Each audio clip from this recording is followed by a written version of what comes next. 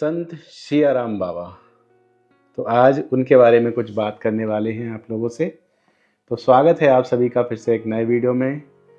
हमारे मध्य प्रदेश में माँ नर्मदा के पावन तट पे अपना पूरा जीवन व्यतीत करने वाले संत सियाराम बाबा को कौन नहीं जानता। बहुत सारी कहानियाँ हैं उनके बारे में। सबसे पहले तो आपको बता दें कि ये महान संत जिनके दर्शन ही दुर्लभ होते थे, अब उनके दर्शन कभी नहीं हो पाएंगे। हालांकि लोगों के मन में, लोगों की भावनाओं में, उनके हृदय में हमेशा तक वो रहेंगे, क्योंकि ऐसे दुर्लभ संत देखने के लिए बहुत कम मिलते हैं। मेरी भी हार्दिक इच्छा थी कि मैं भी उनसे जाके मिलूं।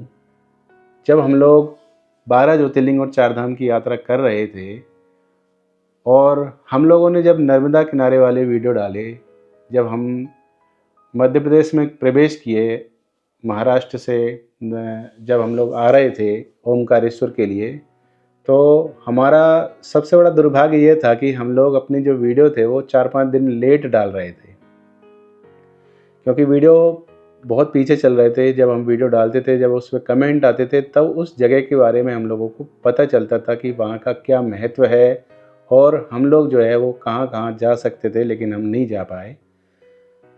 जब हम लोगों ने ओमकारेश्वर के वीडियो डाले तो कुछ कमेंट आए कि आप नर्मदा किनारे से निकले हो तो आप संत सियाराम बाबा के दर्शन करके जाइए, लेकिन उनको पता नहीं था कि हम लोग बहुत आगे निकल चुके हैं।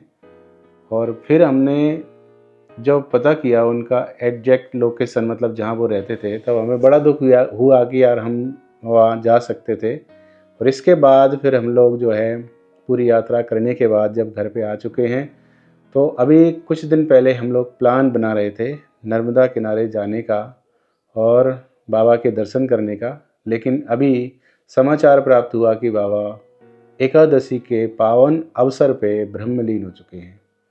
एक ऐसे संत जिनके बारे में बहुत सारी कहानियां हैं जो हम लोगों ने सुन रखी थी, और उन्होंने कई मंदिरों के लिए लाखों करोड़ों रुपए दान दिए और अपने जीवन काल में लगभग 3 करोड़ से अधिक वो दान दे चुके हैं। आजकल ऐसे संत होते हैं जिनको दान दक्षिणा से बहुत मतलब होता है, लेकिन वो दान में केवल 10 रुपए लेते थे। तो बड़ा दुख हुआ ये जानकर कि हम उनके दर्शन करने वाले थे, लेकिन अब जीवन में कभी भी नहीं कर पाएंगे यार। तो हमने 12 ज्योतिर्लिंग 4 धाम यात्रा की, लेकिन अभी फ़िलहाल हम लोग प्लान ही बना रहे थे उधर जाने का, लेकिन अब क्या करें।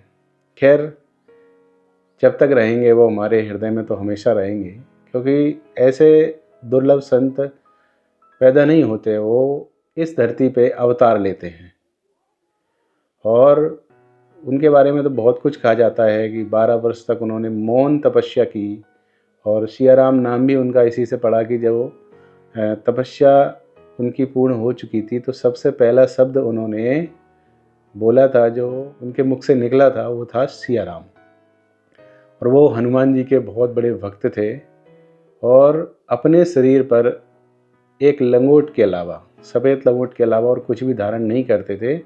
और कहते हैं कि उनकी उम्र जो है वो 110 साल से भी अधिक थी, और इस उम्र में भी वो कई घंटों तक रामायण का पाठ करते थे, और बिना किसी चश्मे के। अब बताओ आप।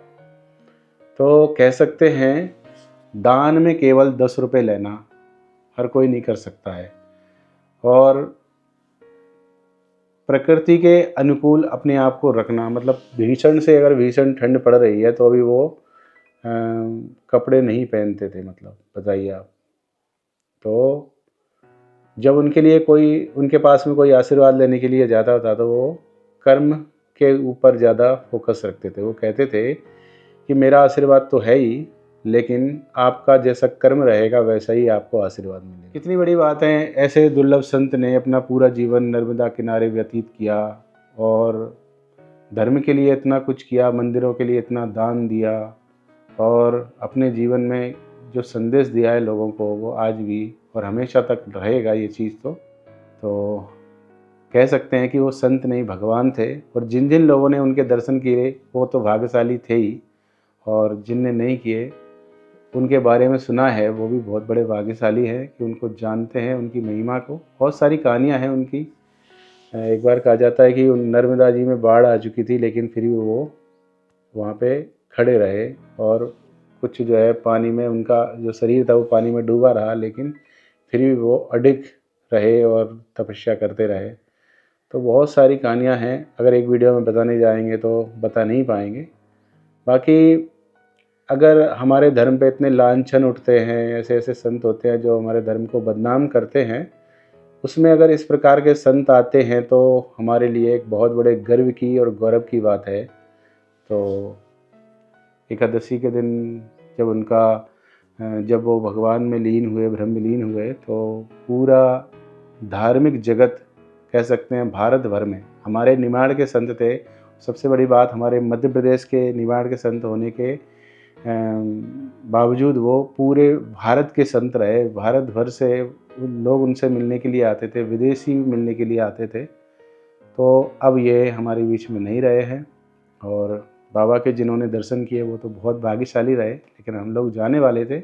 मैं ये वीडियो इसीलिए बना रहा हूँ कि हम लोगों की इच्छा जो है वो अधूरी रह गई है।